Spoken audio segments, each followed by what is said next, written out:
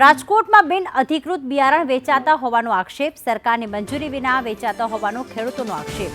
માન્યતા વગરના બિયારણોથી ખેડૂતોને લાખોનું નુકસાન થઈ રહ્યું છે।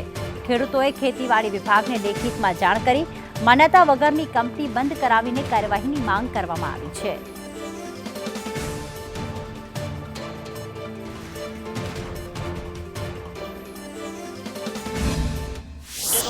ખેડૂતોને સાહેબ એટલી બધી ખબર હોતી નથી। અમે જે દુકાને એગ્રોએથી અમારી ખરીદી કરતા હોય ત્યાં આ નામના વખાણ સાંભળ્યા હોય તો ખેડૂત બિચારો લાલચમાં આવી જાય। ખેડૂતને એમ કે ઓલું 20 મણ થાય તો આ 30 મણ થાય, એટલે અમને 10 મણની લાલચ વધારાની મળે, એટલે અમે પોતે પણ આના શિકાર બની ગયા છે, અમે પોતે પણ ભોગ બની ગયા છે।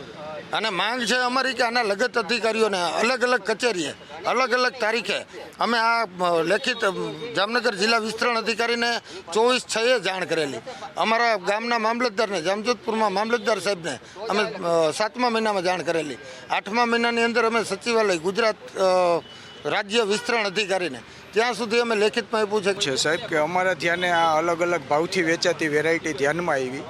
અમે 2-4 ખેડૂતો ભેગા થયા એટલે અલગ અલગ જગ્યાએ અલગ અલગ એગ્રોમાંથી આની ખરીદી કરેલ હતી, એટલે આ પ્રશ્ન અમારા ધ્યાને આવ્યો કે ભાઈ એકને એક વસ્તુ ઉપર અલગ અલગ ભાવો કેમ લે છે દુકાનવાળા।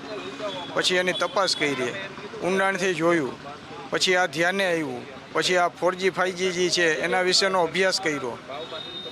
અમારા વિસ્તરણ અધિકારી સાહેબ આગળ સાહેબને મળ્યા અને એમની સાથે વાત કરી ત્યારે ધ્યાને આવ્યું કે ભાઈ 4G 5G નામની કોઈ ટેકનોલોજી છે જ નહીં અને આવા બિયારણો બિન અધિકૃત રીતે વેચાય છે। અમારા જામજોધપુરની અંદર લગભગ મોટાભાગની એગ્રોની દુકાનની અંદર વેચાય છે। અમારા વિવિધ મિત્રોએ અલગ અલગ એગ્રોમાંથી બધાએ ખરીદી કરેલ છે।